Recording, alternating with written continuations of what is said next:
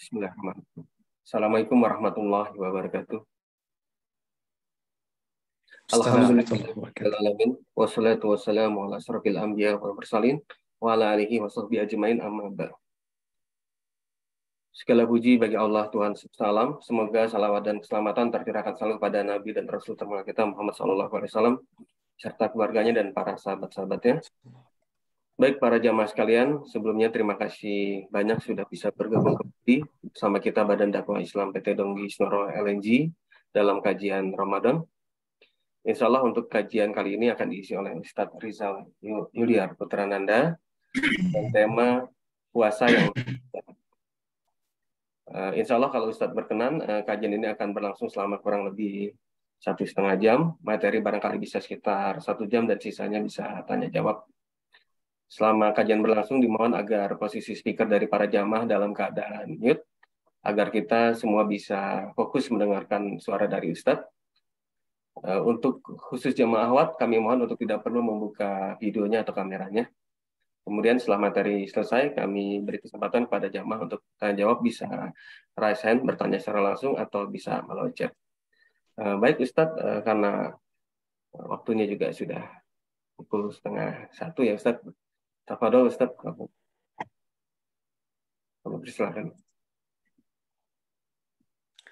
Baik, terima kasih. Bismillahirrahmanirrahim. Assalamualaikum warahmatullahi wabarakatuh.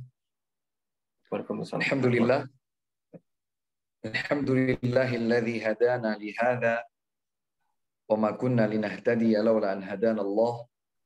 Asyhadu an la ilaha illallah wahdahu la syarika lah wa asyhadu anna Muhammadan 'abduhu wa rasuluh sayyidul khalqi ajma'in.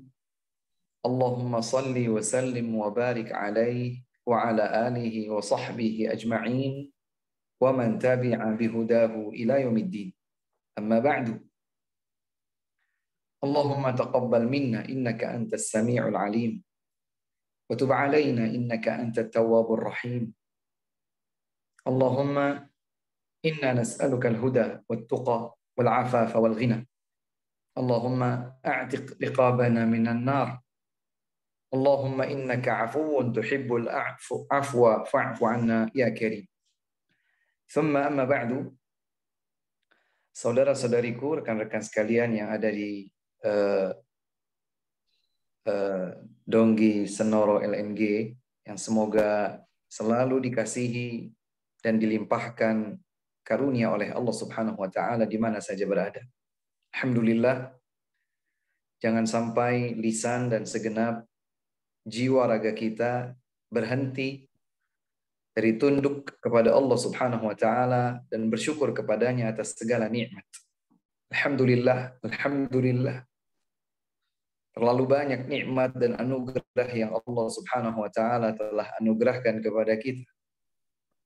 Tidak seorang pun di antara manusia yang sanggup untuk menghitung nikmat tersebut. Dan saat ini kita sama-sama merasakan salah satu di antara nikmat terbesar bagi seorang muslim dan muslimah adalah dipertemukan oleh Allah Subhanahu wa taala dengan bulan Ramadan. Sampai beberapa waktu yang lalu, sampai kemarin, saya atau rekan-rekan sekalian melepaskan kepergian sebagian orang menjumpai Allah Subhanahu wa taala. Ada yang karena dalam keadaan sakit, tapi tidak sedikit yang dalam keadaan sehat, segar bugar. Ada yang karena sudah lanjut usia, tapi bukan jarang yang ternyata juga dijemput oleh ajalnya dalam keadaan masih muda belia. Mereka telah mendahului kita. Waktu berjalan begitu cepat, dan tidak terasa ternyata kita sekarang sudah berada di pertengahan Ramadan. Alhamdulillah. Tatkala sebagian orang sudah terhenti dari menjalankan ujian kehidupan dunia, dijemput oleh ajal kematiannya, ternyata kita masih diberikan kesempatan besar oleh Allah Subhanahu wa taala untuk dapat merasakan manisnya iman, untuk merasakan nikmatnya beribadah di bulan mulia Ramadan. Perlu diingatkan kepada kita semua sebuah riwayat yang terbukti valid dibawakan oleh Al-Imam Ibnu Majah, dan juga dibawakan oleh Al-Imam Ahmad rahimahumallah dari sahabat mulia Talhah ibnu Ubaidillah radhiyallahu taala anhuma. Beliau seorang sahabat, salah satu di antara 10 yang namanya pernah disebutkan sekaligus oleh Rasulullah sallallahu alaihi wasallam sebagai para penghuni surga. Pasti, pakem dan permanen disebutkan oleh Nabi sallallahu alaihi wasallam. Beliau menyebutkan Abu Bakar di surga, Umar di surga, Uthman di surga, Ali di surga. Kemudian beliau sebutkan 6 yang lainnya, salah satu di antaranya bernama Talhah ibnu Ubaidillah radhiyallahu taala anhu, yang membawakan hadis berikut ini. Talhah ibnu Ubaidillah bertutur mengisahkan. Kata beliau, ada 2 orang sahabat, sebut saja si A dan si B. Keduanya masuk Islam secara bersamaan. Keduanya masuk Islam secara bersamaan. Kemudian keduanya pernah mendatangi Rasulullah sallallahu alaihi wasallam. Talhah ibnu Ubaidillah radhiyallahu anhu menuturkan bahwa si A merupakan seorang hamba yang lebih terlihat kesungguh-sungguhannya dalam menjalankan tuntunan agama. Lebih terbuktikan bagi halayak effortnya di dalam menunaikan tuntunan agama. Plus, beliau meninggal dunia dalam keadaan mati syahid di salah satu di antara medan perang bersama Rasulullah sallallahu alaihi wasallam memperjuangkan risalah agama Islam. Dan kita sama-sama tahu bahwa berjihad, berjuang di jalan agama Allah Subhanahu wa taala hingga wafat, mati syahid, merupakan puncak pengorbanan seseorang di dalam menjalankan agama. Jadi si A yang masuk Islam secara bersamaan dengan si B, si A ini terlihat kesungguhannya, effortnya, perjuangannya dalam menjalankan tuntunan agama Allah, sekaligus beliau meninggal dunia dalam keadaan syahid di medan perang. Kemudian masih berusia lebih kurang 1 tahun setelah itu, tidak dalam keadaan mati syahid. 1 tahun setelah kematian si A, si B pun meninggal dunia. Setelah keduanya meninggal dunia, kemudian Talhah ibnu Ubaidillah berkata, aku melihat di dalam mimpi sebagaimana mimpi sebagian orang di antara kalian. Kita sama-sama tahu bahwa kita punya mimpi. Terkadang kita tidur, kemudian kita melihat sesuatu berada di satu tempat, menyaksikan ini, menyaksikan itu, dan seterusnya. Seakan kita berada di suatu tempat, dalam sebuah keadaan, padahal kita benar-benar berada di atas kasur tidur kita. Seperti alam yang lain. Namun kita percaya bahwa itu ada. Ibnu Ubaidillah berkata, di dalam mimpiku, aku melihat bahwa aku seakan berada di salah satu di antara pintu surga. Kemudian kedua sahabat ini, si A dan si B ini, juga bersama denganku di pintu surga tersebut. Sampai kemudian muncul satu sosok dari arah dalam surga, dan ternyata memanggil serta mempersilahkan si B untuk masuk ke dalam surga terlebih dahulu. Setelah itu barulah sosok itu keluar lagi dan mempersilahkan si A untuk masuk ke dalam surga. Tak lama kemudian keduanya, si A dan si B, keluar lagi dan menemuiku, kata beliau, kata Talha yang sedang bercerita. Keduanya menemuiku dan berkata, irji' fa innahu lam ya'ni laka ba'du. Pulanglah, kembalilah. Belum datang waktumu untuk masuk ke dalam surga. Kemudian Talha ibnu Ubaidillah terjaga dari tidurnya. Beliau berpikir. Kemudian beliau menceritakan mimpinya ini kepada para sahabat yang lain. Dan terhadap mimpi tersebut, para sahabat satu sama lain bertanya-tanya. Merasa keheranan dan bingung. Andai yang dilihat oleh Talha ibnu Ubaidillah adalah benar adanya, maka mereka kebingungan. Mengapa si B yang tidak lebih terlihat kesungguhannya dalam menjalankan agama dibandingkan si A dan juga tidak meninggal dunia dalam keadaan mati syahid, ternyata dipersilahkan untuk masuk surga terlebih dahulu sebelum si A. Padahal si A terbukti lebih bersungguh-sungguh menjalankan agama dan meninggal dunia dalam keadaan mati syahid. Kebingungan sahabat itu pun tersebar sampai terdengar kepada baginda Rasulullah sallallahu alaihi wasallam, dan beliau bertanya kepada mereka, "Min ayyi syai'in ta'jabun?" Dari apa kalian merasa heran? Kemudian Rasulullah sallallahu alaihi wasallam menjelaskan namun dengan redaksi pertanyaan. Kata baginda Rasulullah sallallahu alaihi wasallam, "Bukankah sahabat si B ini masih berkesempatan hidup 1 tahun setelah si A meninggal dunia?" Para sahabat menjawab, "Iya, benar wahai Rasul." Rasulullah alaihi salatu wasallam bertanya kembali, "Bukankah selama 1 tahun itu si B mendapatkan Ramadan dan berpuasa sepanjang bulan Ramadan itu?" Ternyata kata para sahabatnya, "Benar, benar wahai Rasulullah." Kemudian Rasulullah bertanya lagi, "Bukankah sepanjang 1 tahun ini si B sholat demikian dan demikian, melakukan amal saleh demikian dan demikian, ruku'nya, sujudnya, amal salehnya selama 1 tahun sepeninggal si A?" Kata para sahabat, "Benar wahai Rasul."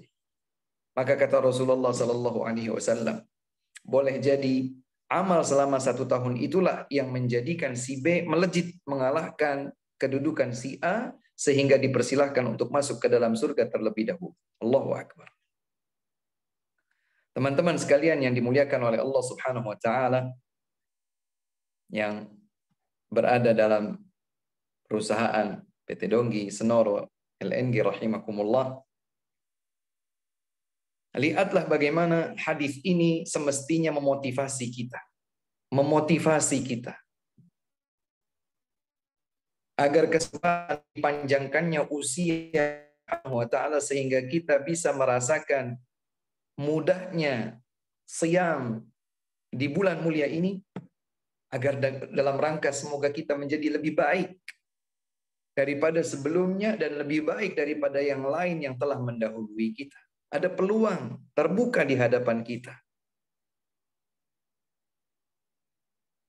Ini peluang yang besar.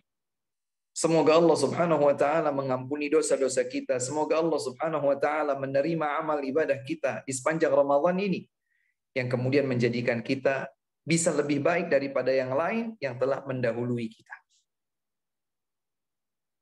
Inilah sebuah harapan. Namun harapan ini tidak boleh terhenti pada sebuah isapan jempol belaka.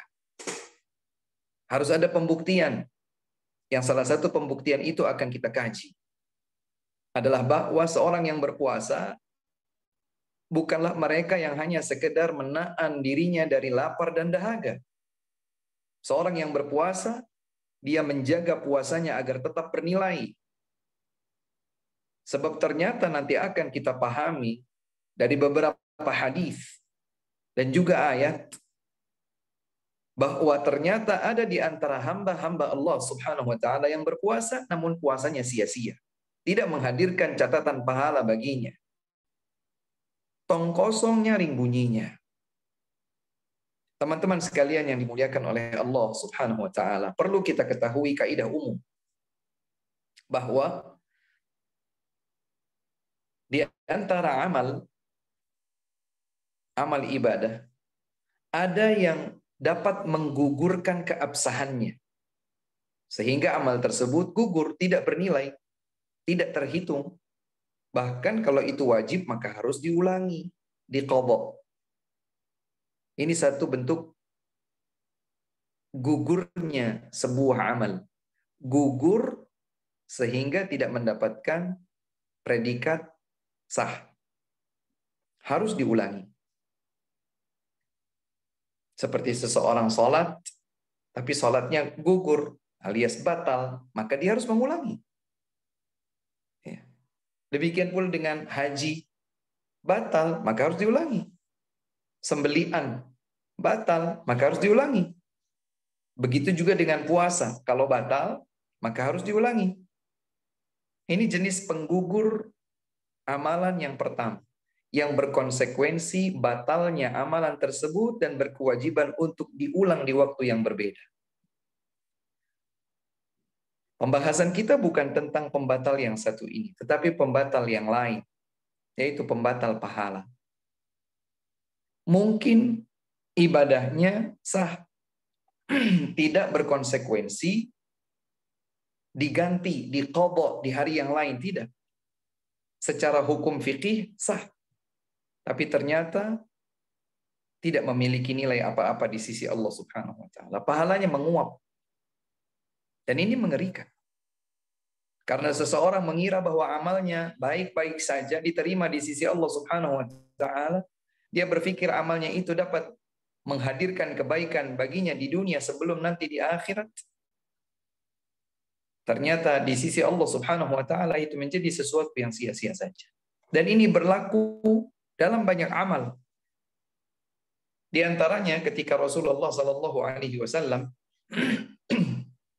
menjelaskan adanya penggugur pahala dalam salat. Diriwayatkan oleh Imam Abu Dawud dengan sanad yang sahih dari Ammar bin Yasir, sahabat mulia radhiyallahu taala anhu. Rasulullah sallallahu alaihi wasallam bersabda, "Innar rajula la yansarifu wa ma kutiba lahu illa ushru salatihi. Tusu'uha, thumunuha, subu'uha, sudusuha, khumusuha, rubu'uha, thuluthuha, nisfuha." Kata baginda Rasulullah sallallahu alaihi wasallam, sungguh ada salah seorang di antara kalian yang menyudahi salatnya, selesai dari salatnya, tapi ternyata tidak tercatat baginya pahala dari salatnya kecuali 1/10-nya saja. Ada juga yang 1/9-nya saja, ada juga yang 1/8-nya saja, 1/7-nya, 1/6-nya, 1/5-nya, 1/4-nya, 1/3-nya, setengahnya, tidak utuh. Dijelaskan oleh para ulama, kenapa? Karena pahalanya berkurang. Bahkan sampai ada yang gugur sama sekali, sehingga Rasulullah sallallahu alaihi wasallam menyatakan, "Shalli, irji' fa shalli fa innaka lam tusalli." Kembalilah, ulangi salatmu, kau belum salat. Ada yang salatnya itu batal sehingga harus diulangi, tapi ada yang salatnya tidak batal, sah. Tidak harus diqadha atau diulangi, tapi pahalanya sia-sia. Ada yang hanya pahalanya 1/10-nya saja, subhanallah. 1/10-nya saja. Ada yang 1/9-nya saja, 1/8-nya saja, dan seterusnya. Ini menunjukkan bahwa tidak setiap sholat itu mendapatkan nilai 100 dari 100 jika 100 adalah nilai tertinggi. Ada yang mendapatkan 95, 90, 80, 70, bahkan hanya ada yang dapat 10 dari 100 saja. Nilainya hanya 10. Demikian pula dalam pelaksanaan ibadah haji misalnya. Rasulullah sallallahu alaihi wasallam dalam hadis yang diriwayatkan oleh Al-Bukhari dan Muslim dari Abu Hurairah radhiyallahu taala anhu, Rasulullah sallallahu alaihi wasallam bersabda, "Man hajja falam yarfuth wa lam yafsuq, raja'a ka yaumi waladathu ummu." Dalam riwayat yang lain, raja'a min dzunubihi ka yaumi waladathu ummu.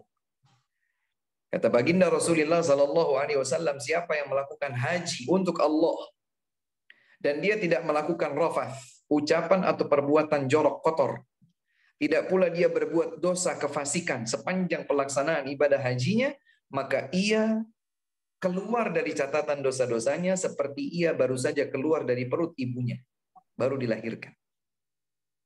Tergugurkan semua dosa-dosanya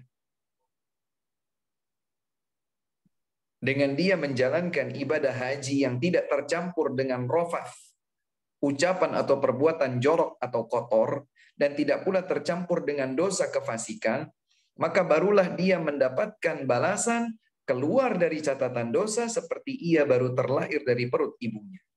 Dan itu berarti sebaliknya, kalau ada seseorang yang pelaksanaan ibadah hajinya tercampuri, terkontaminasi dengan perbuatan kotor, perbuatan jorok, perbuatan dosa, maksiat, maka berarti kesempatan untuk meraih ampunan dari catatan dosa-dosa itu menguap, sia-sia.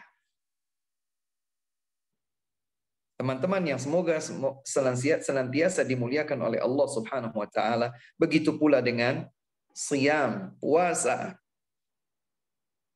ibadah utama sepanjang 1 bulan yang sedang kita lalui ini. Puasa, siyam. Benar-benar telah disabdakan oleh Rasulullah sallallahu alaihi wasallam bahwa ada puasa hamba-hamba tertentu yang menguap sia-sia. Boleh di cross check. Saya akan coba sebutkan lebih lengkap. Diriwayatkan oleh Al-Imam Ibnu Majah di nomor urut hadis 1690. 1690. Dan juga diriwayatkan oleh Imam Ahmad dalam riwayat nomor urut 9683. 9683. Dan setelah dikoreksi validitasnya ternyata sahih sebagaimana disebutkan oleh Syekh Al-Albani dalam Sahih Ibnu Majah. Artinya hadis ini valid. Dari sahabat mulia Abu Hurairah radhiyallahu taala anhu. Rasulullah sallallahu alaihi wasallam bersabda, "Rubba sha'imin laisa min siyamihi illa al-ju'u wal 'atash. Wa rubba qa'imin laisa lahu min qiyamihi illa as-sahar." Kata baginda Rasulullah sallallahu alaihi wasallam, betapa banyak orang-orang yang berpuasa namun tidak dia dapatkan dari puasanya kecuali lapar dan dahaga. Dia tidak dapat nilai. Hanya dapat lapar dan dahaga, tidak lebih daripada itu. Kemudian Nabi lanjutkan, dan betapa banyak orang yang melakukan qiyamul lail, tahajud, salat malam, tapi tidak dia dapatkan dari salat malamnya itu kecuali sekedar menahan rasa ngantuk saja. Teman-teman yang dimuliakan oleh Allah Subhanahu wa taala, bukankah hadis ini semestinya menjadi cambuk motivasi bagi kita untuk menjaga nilai puasa dan qiyamul lail kita? Sebisa mungkin, semampu mungkin dalam keadaan apapun, ujiannya hanya 1 bulan. Dari perjalanan 1 tahun, siklus 1 tahun 12 bulan, hanya 1 bulan saja. Hanya 30 hari dalam putaran 360 hari. Itu pun tidak 24 jam dalam setiap 1 hari. Sebut saja kalau adzan subuh itu berkumandang di 4:30 pagi, kemudian adzan maghrib itu berkumandang di jam 6 sore, maka berarti hanya berpuasa 13,5 jam saja dari 24 jam putaran 1 hari kita. Kalaulah kemudian kita bersabar dengan penuh kesungguhan, dengan penuh pembuktian di hadapan Allah Subhanahu wa taala, berjuang untuk meraih nilai terbaik dalam puasa kita ini, kita bersungguh-sungguh. Jangan sampai kemudian kita merasa bahwa kita seakan-akan sudah selesai, tuntas menjalankan. Di sisi Allah Subhanahu wa taala nyatanya sekedar lapar dan haus saja, tidak lebih daripada itu. Wa na'udzubillahi min dzalik.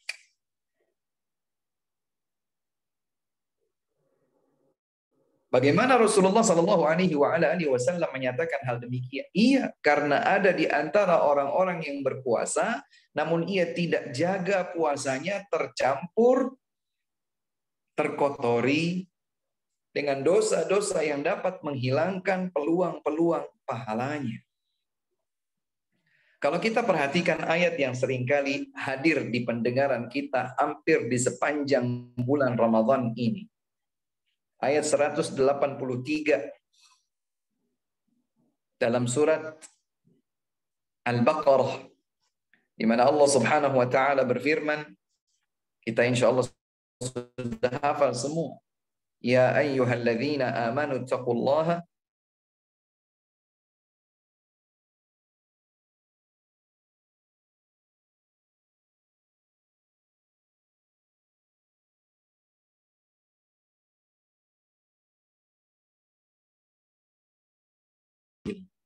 kutiba alaikumus shiyam, telah diwajibkan kepada kalian berpuasa, kama kutiba alal ladzina min qablikum, sebagaimana telah diwajibkan juga atas diri orang-orang sebelum kalian berpuasa, la'allakum tattaqun, agar kalian bertakwa kepada Allah Subhanahu wa taala.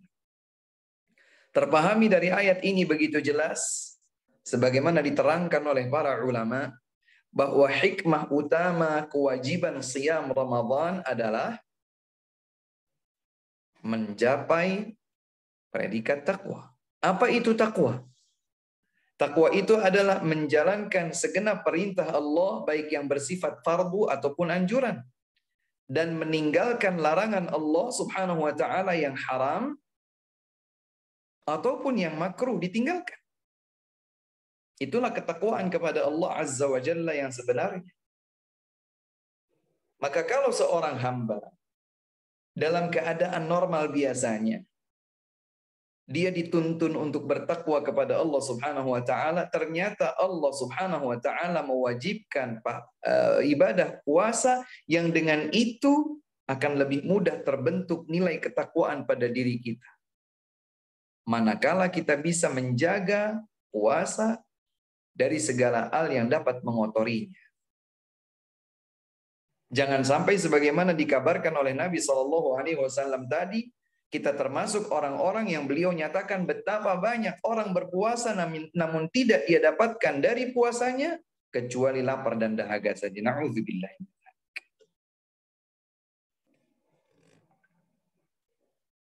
Ini penting ya untuk senantiasa diingatkan kepada kita. Karenanya para sahabat radhiyallahu taala anhum berkata, seperti misalnya diucapkan oleh Umar bin Khattab radhiyallahu taala anhu. Beliau menyatakan laisa as-siyamu minasy-syarabi wat-ta'ami wahdah, walakinnahu minal kadhibi wal batili wal laghwi. Kata Sayyidina Umar bin Khattab radhiyallahu anhu, puasa itu bukan sekedar menahan diri dari makan dan minum saja, tetapi juga menahan diri dari kedustaan, perbuatan batil, dosa, dan sia-sia. Subhanallah. Ini yang harusnya kita lakukan. Sebagaimana Rasulullah Sallallahu Alaihi Wasallam juga bersabda dalam hadis yang diriwayatkan oleh Al-Bukhari dari Abu Hurairah radhiyallahu taala anhu.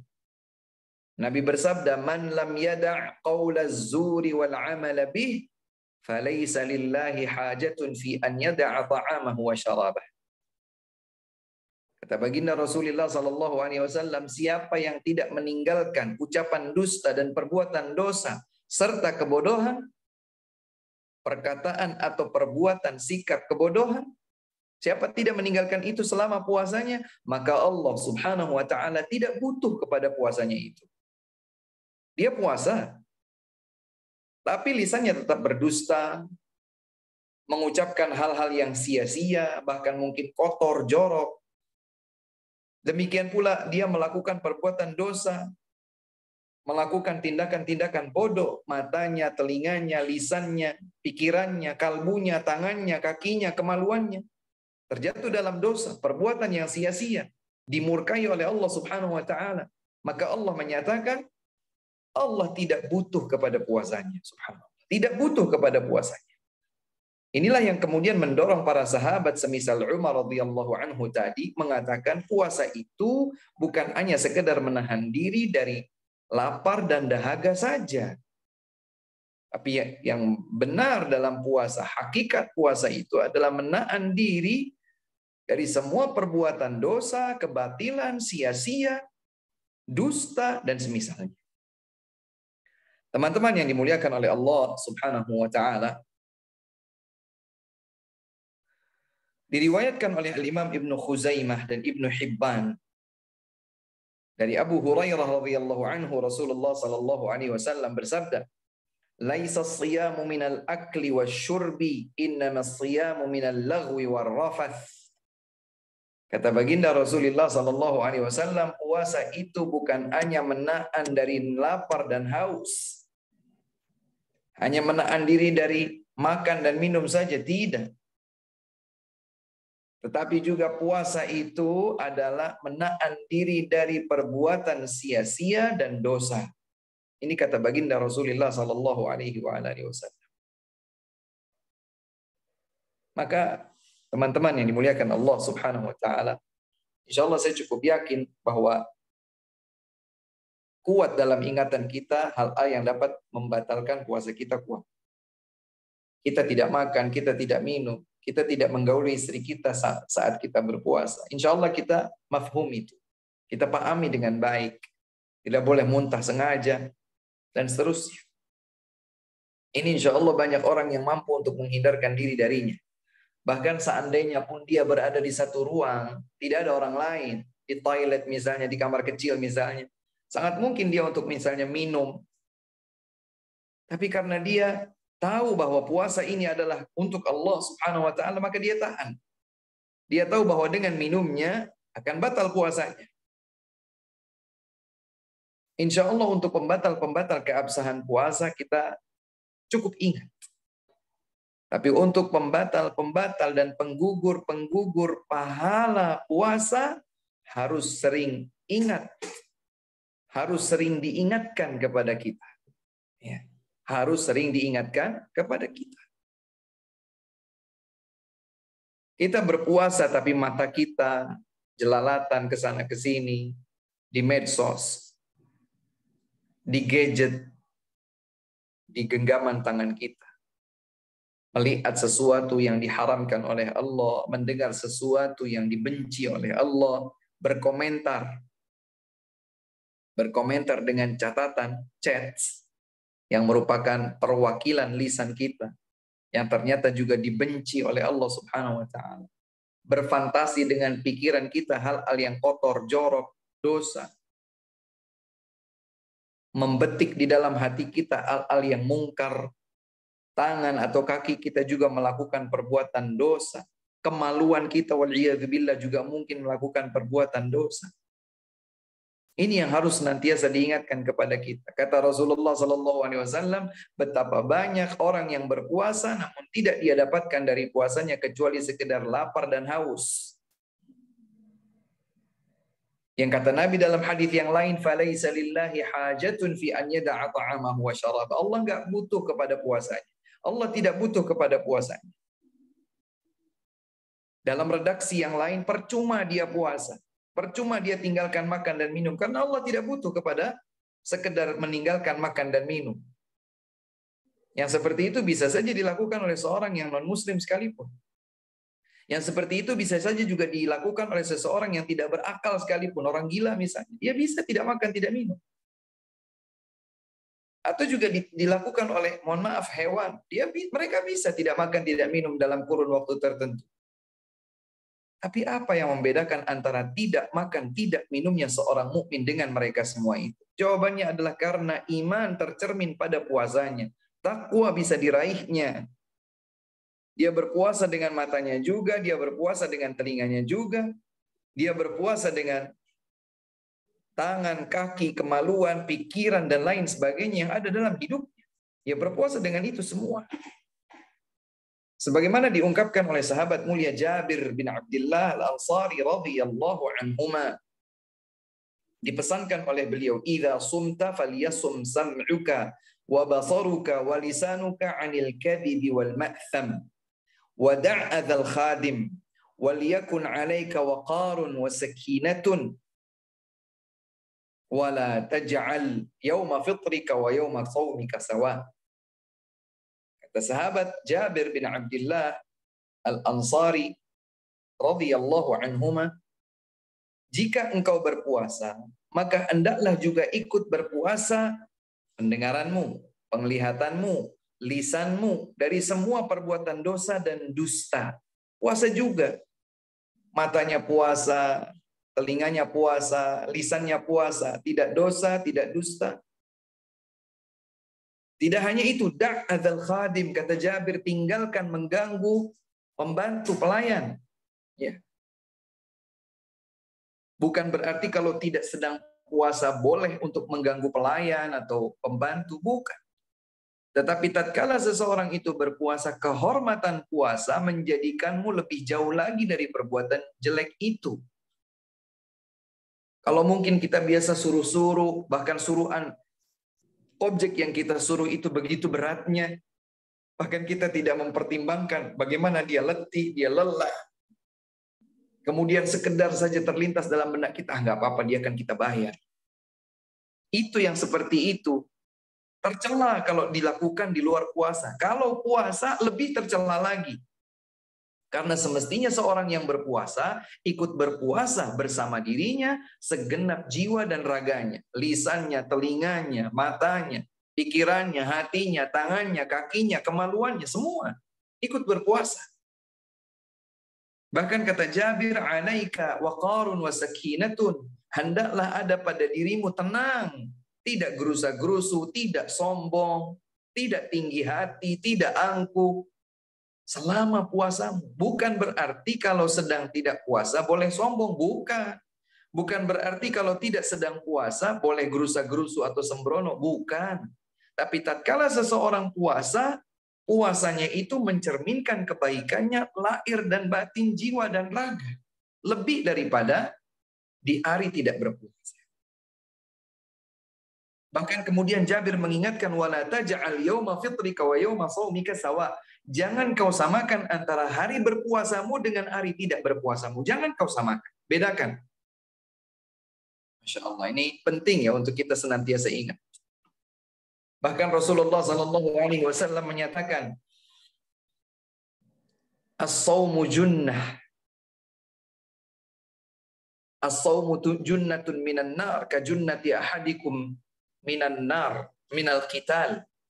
Kata baginda Rasulullah SAW, puasa itu sebagai perisai dari ancaman siksa neraka, seperti perisai yang kalian pakai untuk melindungi dirimu di hari peperangan. Kita biasa kalau perang itu kita lihat ada orang membawa senjata, kemudian salah satu tangannya lagi pegang perisai, tameng. Maka Rasulullah SAW menyamakan puasa, mengilustrasikan puasa layaknya tameng. Kata beliau, puasa itu adalah tameng yang dapat menghindarkan dirimu dari ancaman siksa neraka. Dan itu benar. Dalam riwayat yang lain disebutkan, kata Nabi SAW, man shama yawman fi sabilillah, ba'adallahu an wajhihin nar 70 kharifan. Siapa yang berpuasa satu hari karena Allah, mengharapkan balasan pahala dari Allah, maka Allah akan menjauhkan dari wajahnya ancaman siksa neraka sejauh perjalanan 70 tahun. Subhanallah. Ada di antara kita yang pernah jalan kaki, nggak berhenti 1 tahun. Sulit dibayangkan. Jangankan 1 tahun. Seharian saja kita mungkin belum ada yang pernah. Jalan seharian 24 jam tidak berhenti. Atau 1 minggu tidak berhenti, atau 1 bulan tidak berhenti, 1 tahun tidak berhenti. Bagaimana kalau perjalanan 70 tahun tidak berhenti? Seberapa jauh jarak perjalanan tersebut? Kata Nabi SAW, siapa yang berpuasa 1 hari karena Allah, dorongan puasanya itu karena Allah ingin mendapatkan balasan pahala dari Allah Subhanahu wa taala, maka dengan 1 hari puasanya yang seperti itu Allah jauhkan wajahnya dari ancaman siksa neraka sejauh perjalanan 70 tahun. Allahu akbar. Makanya benar kalau Nabi berkata, as-shaumu junnah, junnatu ahadikum minan nar. Puasa itu adalah perisai salah seorang dari kalian dari ancaman siksa neraka. Seperti perisai yang menjadi tameng, ya, penjaga dalam peperangan. Maka Rasulullah SAW bersabda, as-shaumu junnatun minan nar ka junnati ahadikum minal qital. Fa idza kana yaumu shaumi ahadikum fala yarfuth wala yaskhab.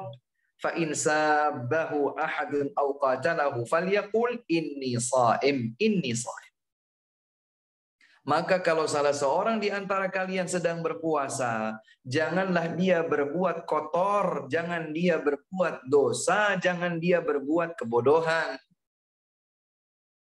Sekali lagi, ini bukan berarti kalau tidak sedang puasa maka boleh berdosa, boleh berbuat batil, boleh berbuat kebodohan. Bukan. Tapi ini penekanan, penegasan, penguatan. Semua itu terlarang saat di luar puasa. Tapi begitu puasa ada kehormatan yang lebih harus kita jaga. Maka kita tidak berbuat sia-sia, kita tidak berbuat dosa, kita tidak berbuat kotor, jorok, atau kebodohan. Bahkan seandainya pun ada salah seorang, kata Nabi SAW, kalau ada seseorang yang datang, mencacinya, memakinya, mengganggunya, memeranginya, cukup dia respon dengan mengucapkan, sungguh aku sedang puasa. Sungguh aku sedang puasa. Jangan ganggu aku, maaf.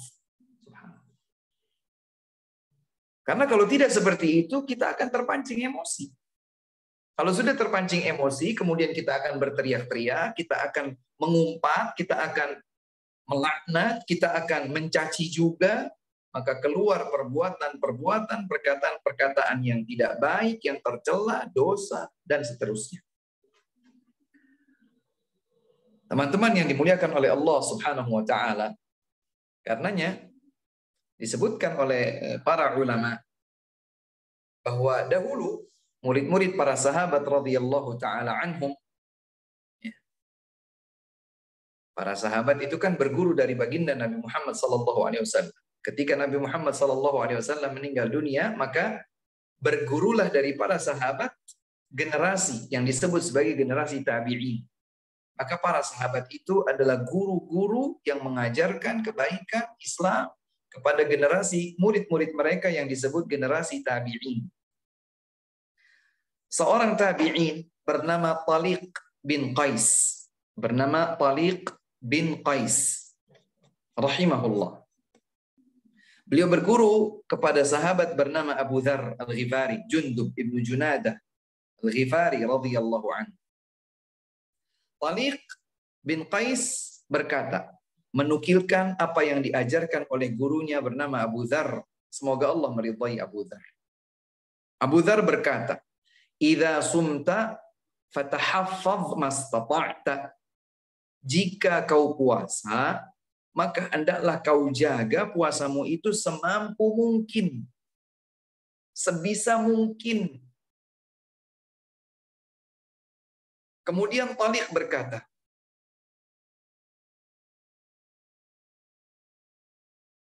Taliq yang memahami perkataan Abu Dzar Al-Ghifari radhiyallahu taala anhu, kalau begitu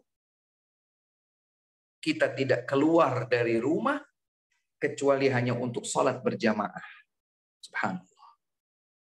Lihat bagaimana para ulama generasi salih terdahulu yang telah terbukti berada di atas kesalihan.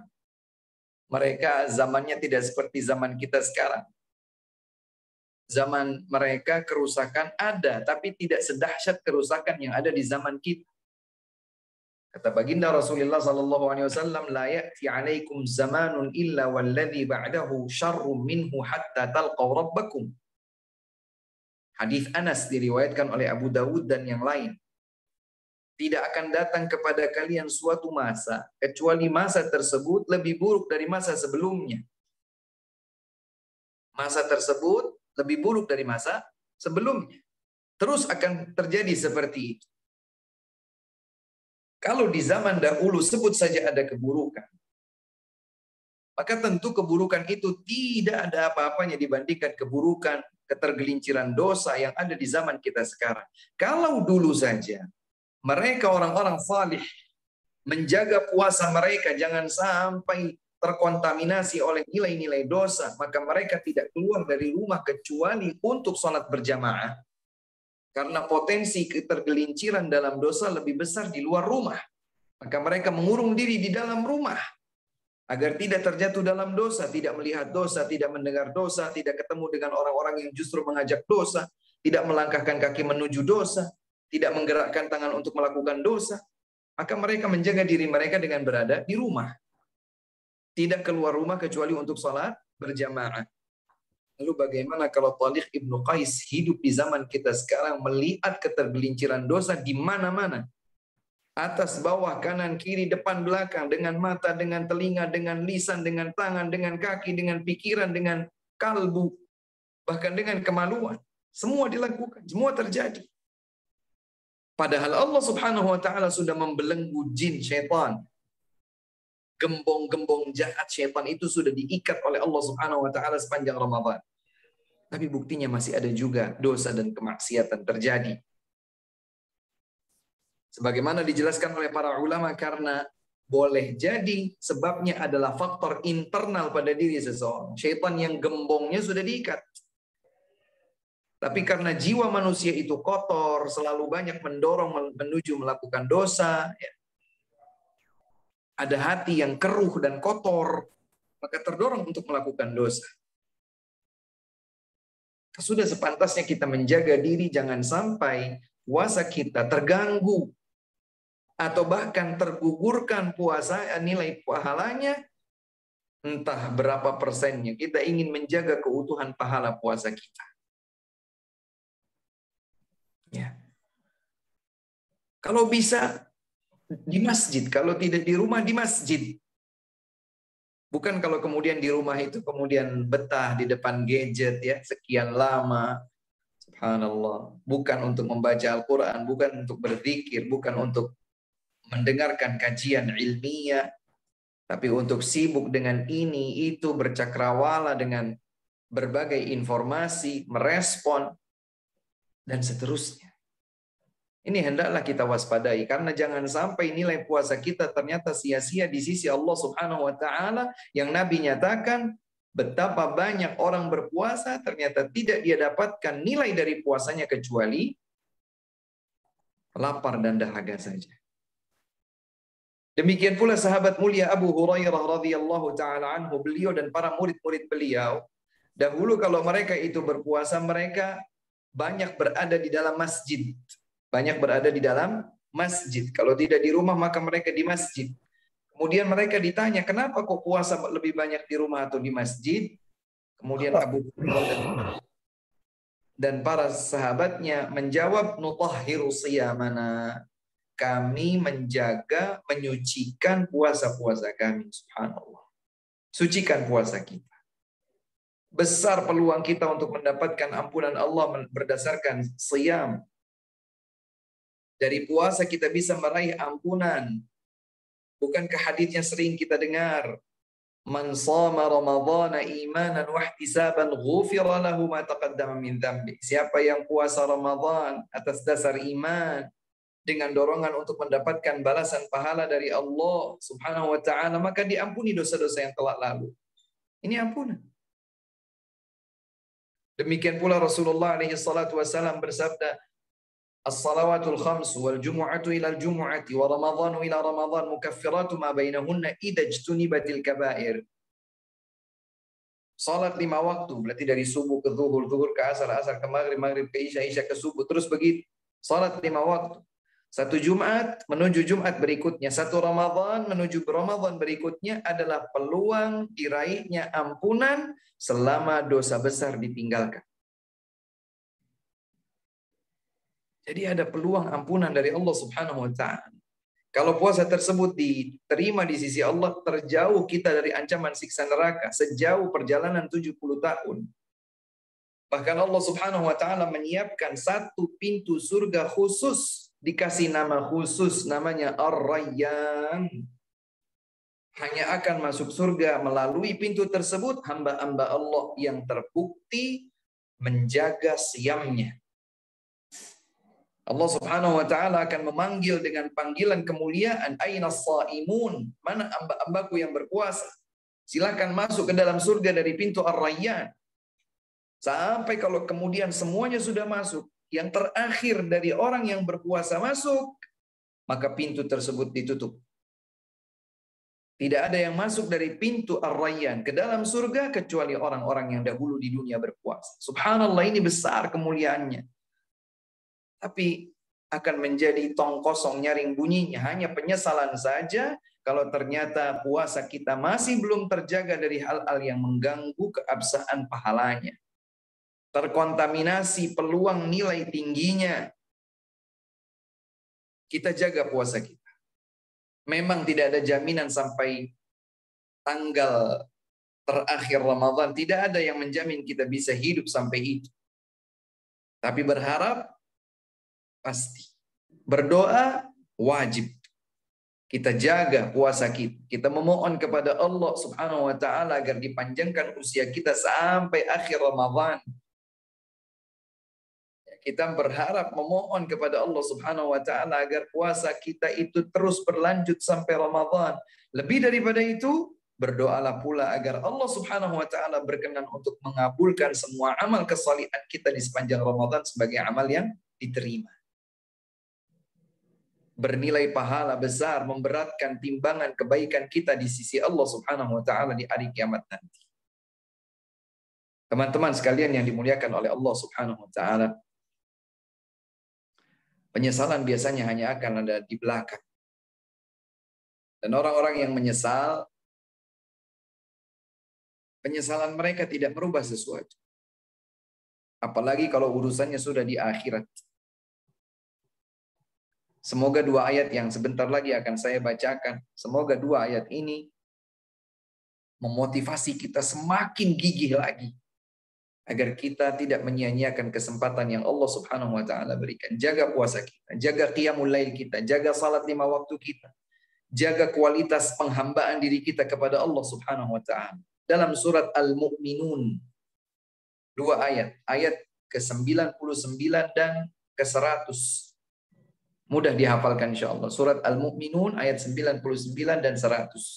Allah Subhanahu wa taala berfirman, hatta idza jaa ahadahumul maut qala rabbirji'un la'alli a'malu salihan fima tarakt kalla innaha kalimatun huwa qailuha wa min waraihim barzakhun ila yaumi yub'atsun.